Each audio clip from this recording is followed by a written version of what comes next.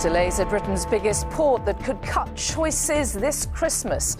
Shortages of HGV drivers and staff at Felixstowe mean that container ships are struggling to unload their cargo, leading to anxiety and frustration for importers. With stock taking an extra 4 or 5 weeks, we're losing a month of sales then, and it's all a bit up in the air for our plans. So what then will it mean for worried consumers with winter approaching and supplies of many items already under pressure? Also tonight, the worsening energy crisis. Industry leaders call for government support as costs spiral and factories risk closure. Prime Minister, bang ministerial heads together and you step in directly and take the action that is needed to be taken. Warning expectant mothers to get the COVID jab as it emerges a fifth of critically ill patients are unvaccinated pregnant women. And a royal racing certainty, how the industry's honouring a regal one of their own.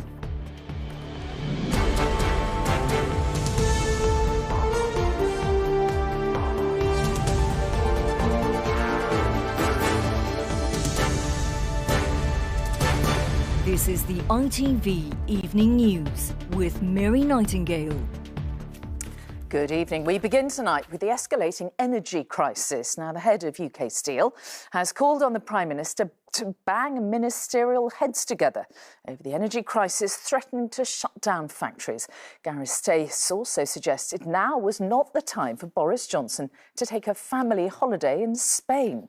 It sparked a feud in Whitehall between the Treasury and the Business Department over support for industry. Here's our Deputy Political Editor, Anushka Astana. Straight from the furnace, red-hot glass in one of Britain's most energy-intensive industries. It's easy to see why a massive rise in the price of wholesale gas would hurt here. A factory producing 5 million bottles every day. We would expect to spend about £40 million in energy normally. If we look forward at this point, we're looking in excess of £100 million going forward. That is a 250% price increase, and it is pushing some companies to the edge. We need action, I would say this week, because I'm aware of some companies that are on the brink of going under. This is industry's desperate plea to government, but in Whitehall there have been tensions between different departments on how to respond. The Business Secretary is very, very focused on making sure we are there with business, with industry. I also know the Treasury is very, very focused on effects for the economy and, of course, for families as well. So what could the government do? It could bail out companies directly. Or it could cut green levies, taxes on bills to help fund low-carbon alternatives. It could reduce VAT for a short period. Or put in place some sort of business energy price cap like we have as consumers.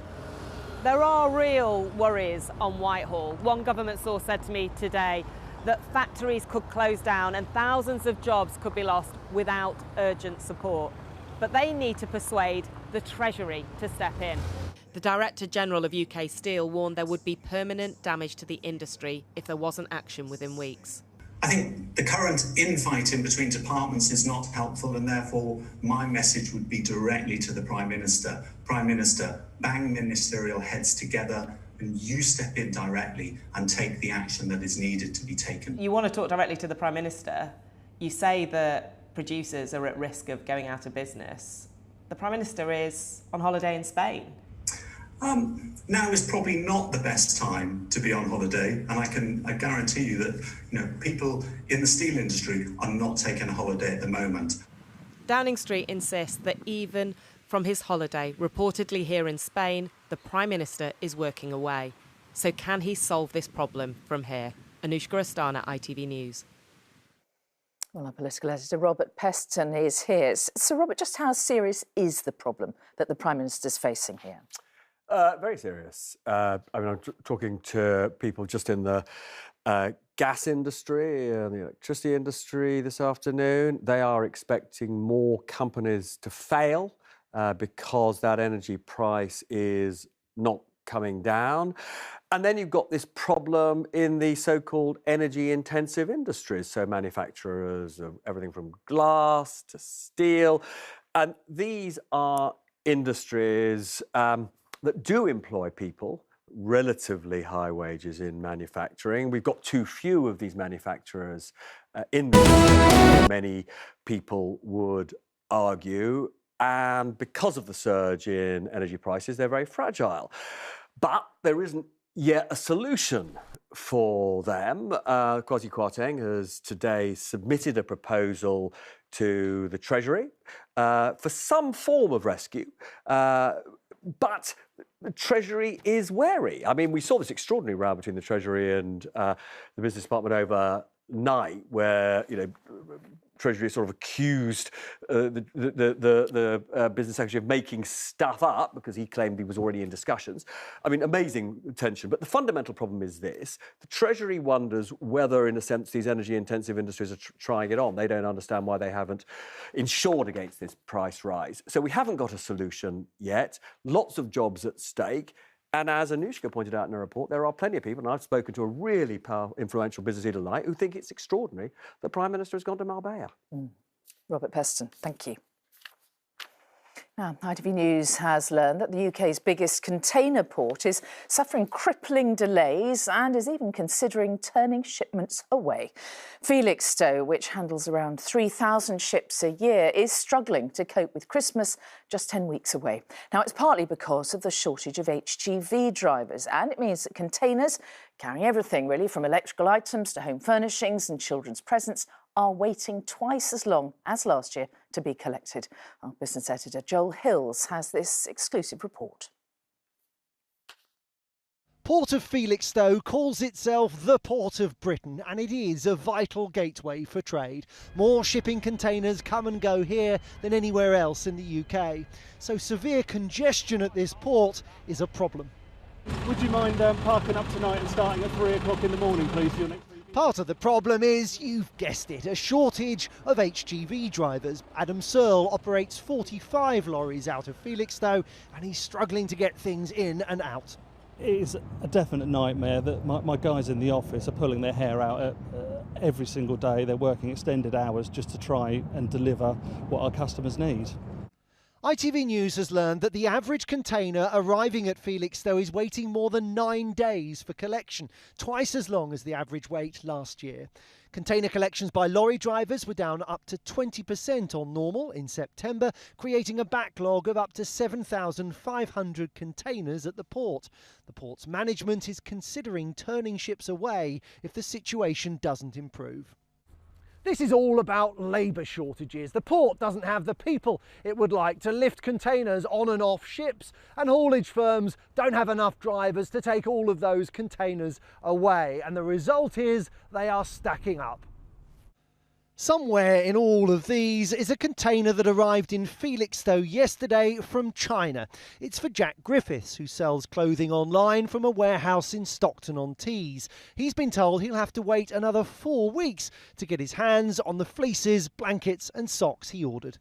These delays have a huge effect on us, aside from the obvious things like loss of earnings and loss of sales, and we can't advertise how we want to and grow how we want to. It has a knock-on effect right through the company, which most people don't see. Port of Felixstowe says the vast majority of shipping containers are cleared for collection within minutes of arrival. The port says a shortage of lorry drivers and warehouse space inland means the quay is effectively being used as a storage facility. It's doing what it can to clear the decks. The port is clogged. Do you think you will have to turn ships away? Do you think it will come to that? I doubt it will come to that. I very much hope it won't come to that. We're seeing an improvement in the last week already. You think you'll get on top of this? I think we're getting on top of it, but it's not we as the port, it's the supply chain. And the biggest problems are not here in Felixstowe. Tonight, a spokesperson for the government said this is not a problem unique to the UK. Ports around the world are experiencing similar container capacity and supply chain issues. The government says it's working with companies to address the challenges. And Joel is in Felixstowe for us tonight. So, look, explain then, Joel, what could this mean for consumers as we are approaching Christmas, of course? And do you know which companies might be most affected?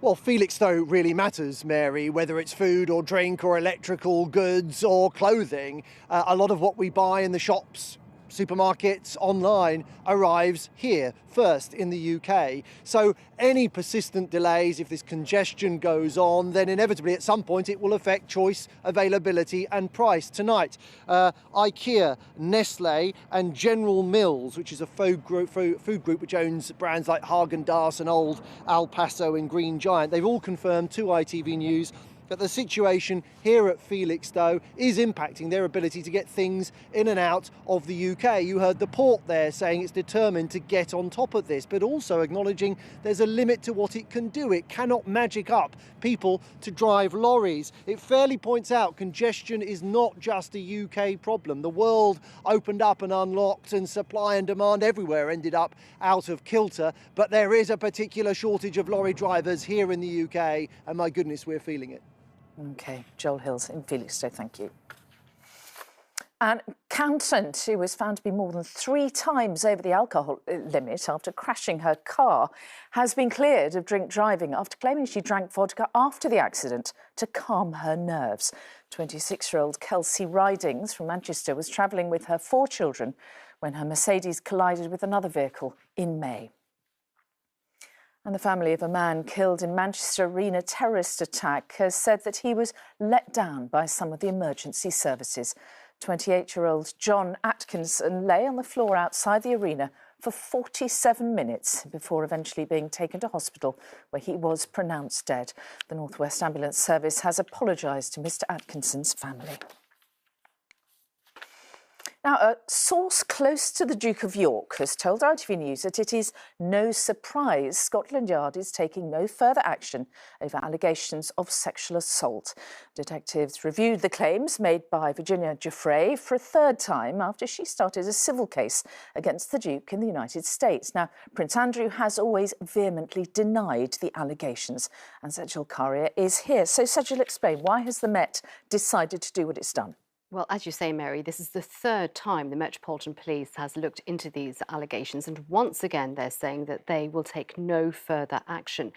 What this means is that there won't be a criminal investigation involving Prince Andrew in this country. A source close to him says that the Met's decision comes as no surprise. They say, despite pressure from the media and claims of new evidence, the Met have concluded that the claims are not sufficient to warrant any further investigation. The Duke has always vigorously maintained his innocence and continues to do so, but the matter is far from over because of what prompted this review. The civil claim in the US against him begun in August by Virginia Giuffre. She claims she was trafficked to London by the Duke's former friend and convicted sex offender Jeffrey Epstein, who then forced her to have sex with the Duke when she was 17, a minor under US law. There are allegations that Prince Andrew has always denied, and he's previously said he doesn't recall meeting Virginia Giuffre. He has now appointed lawyers to represent him in the case in the US.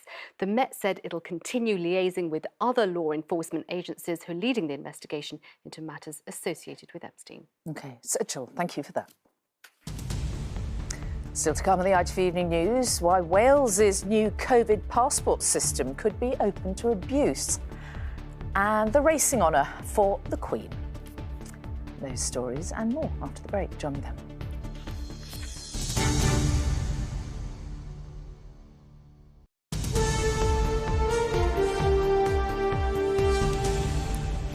And welcome back. Now, pregnant women are being urged to make sure they are vaccinated against coronavirus after figures show they're much more likely to fall critically ill. NHS England found almost 1 in 5 of the most seriously ill COVID patients were mothers-to-be who had not been jabbed. Our health editor Emily Morgan heard from one expectant mother who thought that she and her baby might die.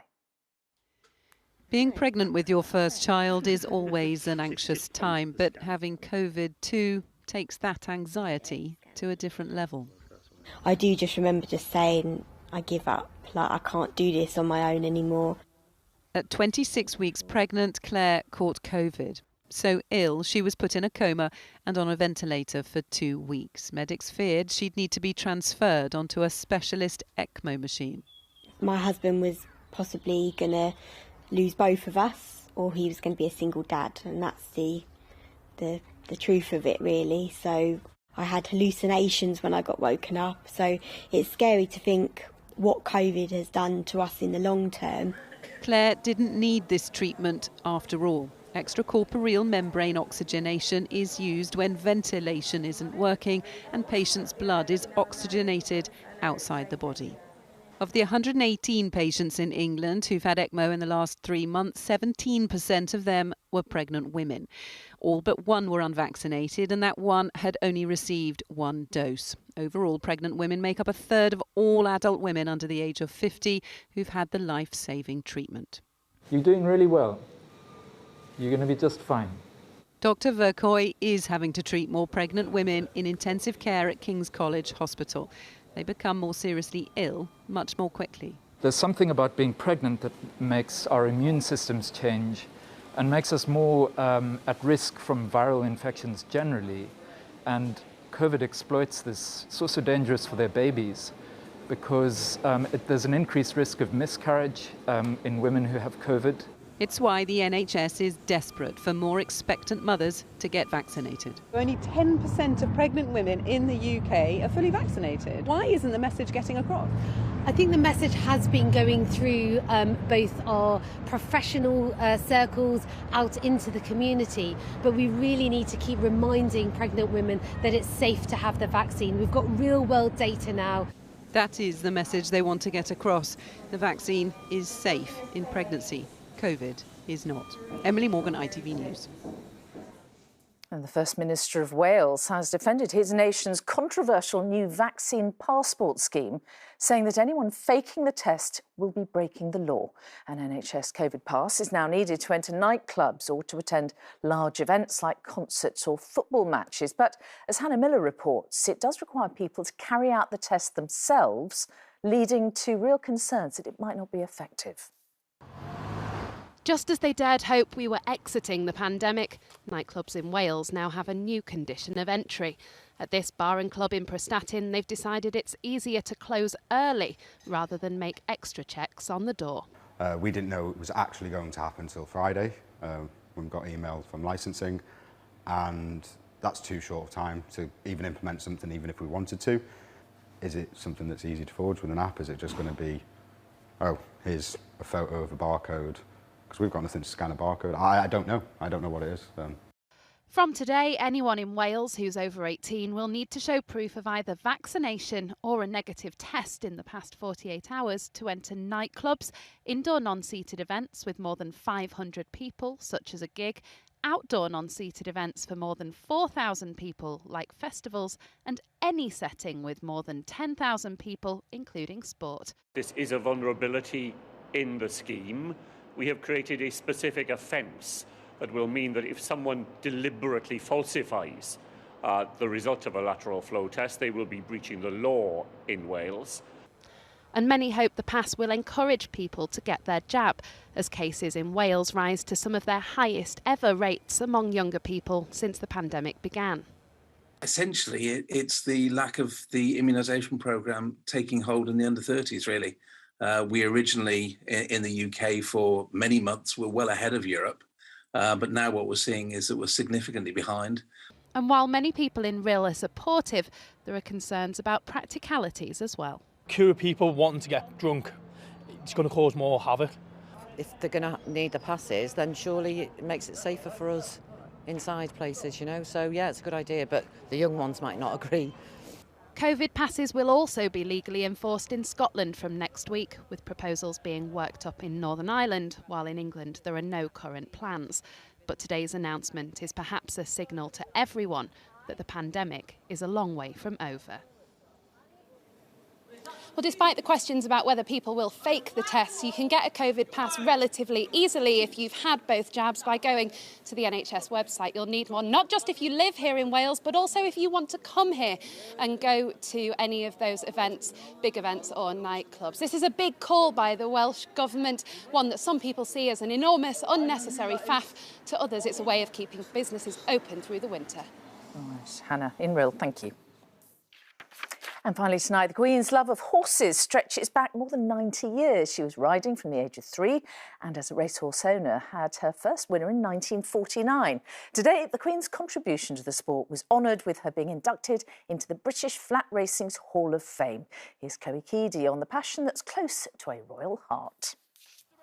During her lifelong love affair with horse racing, the Queen has had plenty of moments to celebrate, not least when her horse Estimate won the Gold Cup at Royal Ascot in 2013. Has done it! Estimate and Ryermore has won for Her Majesty the Queen! Today, she was awarded arguably an even greater accolade, a place in British Flat Racing's official Hall of Fame, in recognition of her enormous contribution to the sport. According to the man that was by her side that day, this will be a very proud moment. It's wonderful for the sport of racing that the Queen takes so much interest and tremendous pleasure she derives that she has done. I think horse racing and breeding gives her an incredible release from many of her commitments that she has, and I think for British racing and beyond it's an incredible achievement. Since her first victory at Fontwell Park back in 1949, the Queen has clocked up more than 1,800 winners, including 5 British classics. She joins champion horse Frankel and the jockey Lester Piggott among the first to be inducted into the Hall of Fame, which was launched earlier this year. It is a testament not just to her dedication, but also her success in the sport. She once told an interviewer that her philosophy about racing was simple. She said, "I enjoy breeding a horse that is faster than other people's." Estimate has done it! And to me, that is a gamble from a long way back. Chloe Keedy, ITV News. And that's it for now. Charlene's here at 10:20 from me and all the team. Bye-bye.